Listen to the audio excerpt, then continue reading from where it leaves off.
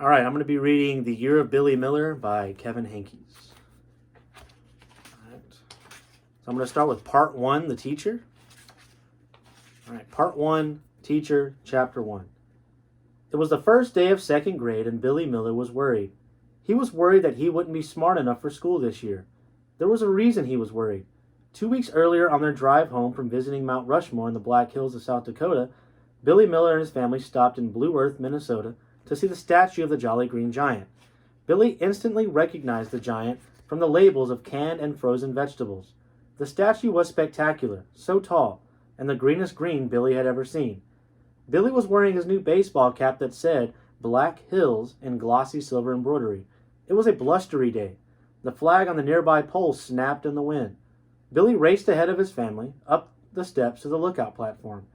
As he stood between the giant's enormous feet, a sudden gust lifted his cap from his head. His cap sailed away. Without thinking, Billy stepped onto the middle rung of the guardrail, leaned over, and reached as far as he could. He fell to the pavement below. The next thing Billy remembered was waking up in a hospital. His parents, whom he called Mama and Papa, were with him, as was his 3-year-old sister Sally, whom everyone called Sal. After tests were done, the doctor proclaimed Billy miraculously unharmed, except for a lump on his head. You fell exactly the right way to protect yourself, the doctor told him. You're a lucky young man. And Papa got your hat back, said Sal. When they returned home, Billy proudly showed his lump and his cap to his best friend Ned. He called his grandmother on the phone and told her about the incident too. Everything seemed all right until a few nights later when Billy overheard his parents talking in the kitchen. I'm worried about him, said Mama. He's fine, said Papa. Everyone said he's fine, and he seems fine. He is fine. You're probably right, said Mama. But I worry that down the line something will show up. He'll start forgetting things. He already forgets things, said Papa. He's a 7-year-old boy. You know what I mean, said Mama. She paused. Or he'll be confused at school.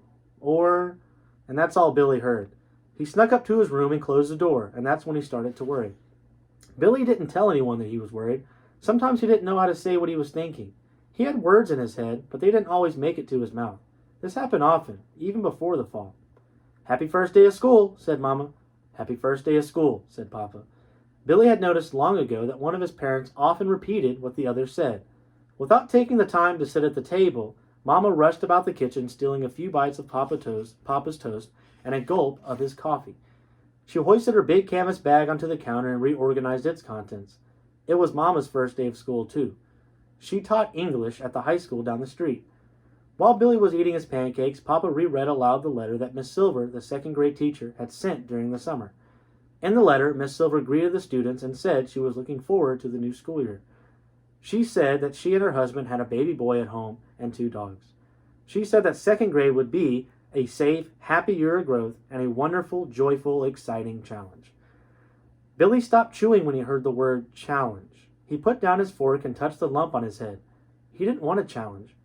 Papa continued. Miss Silver says you'll be studying colors and habitats and the world of names. That sounds like fun, said Mama. My students will be studying Beowulf and Paradise Lost. I'd rather be in second grade, said Papa, smiling. Unlike the other fathers, Billy knew, Papa stayed home and took care of Sal and the house.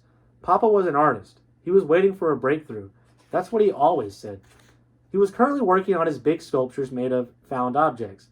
Pieces of old machines, tree limbs, and broken furniture filled the garage and spilled out onto the driveway. They were scattered across the yard, too. Billy loved watching Papa work. There was always something lying around that was fun to play with. Gotta go, said Mama. She kissed Papa on his bushy orange beard. She kissed Billy on his lump. Have a fantastic day, she said. And kiss Sal for me when she wakes up. And just like that, Mama was gone. The smell of her lemony shampoo hanging in the air for a moment. Papa cleared his throat and shook Miss Silver's letter with a flourish. Billy could tell he was trying to be funny. In a deep, rumbly voice, he said, This utterly fascinating letter concludes by stating that currently this is, in fact, according to the Chinese, the year of the rabbit. Papa used his regular voice again. That's pretty great, don't you think? The year of the rabbit. Billy shrugged. Normally this would have interested him, but he was preoccupied. Maybe you'll have carrots for a snack every day, said Papa. Silence. Papa, said Billy. But, Papa, will I be smart enough for second grade? Of course you will, said Papa. He was looking right at Billy, directly into his eyes. Billy glanced down at what was left of his pancakes. With his thick, work-gnarled finger, Papa lifted Billy's chin. Their eyes met and held. Miss Silver and the great nation of China might think that this is the year of the rabbit, said Papa. But I know, and I know everything, that this is the year of Billy Miller. Billy smiled. He couldn't not. He repeated Papa's words in his head. This is the year of Billy Miller.